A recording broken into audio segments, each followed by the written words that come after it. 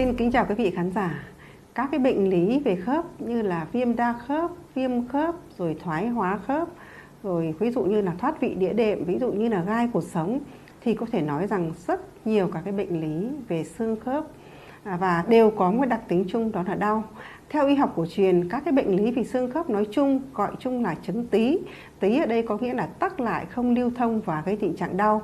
Làm thế nào đó để giảm bớt những cái tình trạng đau khớp và giảm bớt cái sự tàn phá của các khớp, đặc biệt là hạn chế vận động, khó khăn trong quá trình vận động.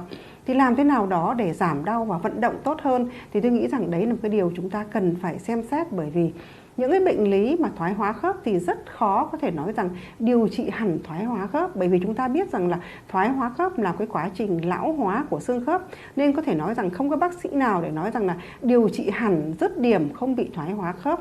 Tuy nhiên, làm chậm quá trình thoái hóa khớp hay làm chậm quá trình lão hóa xương khớp, giảm đau và giúp cho cái vận động tốt hơn, bảo vệ sụn khớp và chậm cái quá trình lão hóa thì hoàn toàn chúng ta có thể làm được.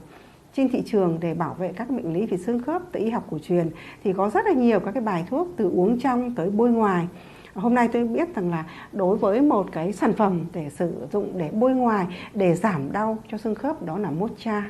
Đối với thành phần của Mocha thì tôi thấy rằng là hoàn toàn những cái thành phần từ thảo dược. Cái thành phần thứ nhất là đó là cái thành phần như là huyết đằng. Chúng ta vẫn biết là huyết đằng là một trong các vị thuốc có tác dụng bổ huyết, dưỡng huyết và có tác dụng làm giảm các cái cơn đau do khớp gây ra. Và cái thành phần thứ hai đó là đơn châu chấu. Đơn châu chấu thì có chứa các thành phần saponin và có cái thành phần có tác dụng kháng viêm, giảm đau từ thực vật. Vậy thì có thể rất là hỗ trợ rất là tốt trong các bệnh lý về xương khớp. Một cái thành phần tiếp theo nữa đó là cẩu tích. Cẩu tích có tác dụng hỗ trợ bổ thận, làm điều trị rất là tốt trong bệnh lý về xương khớp.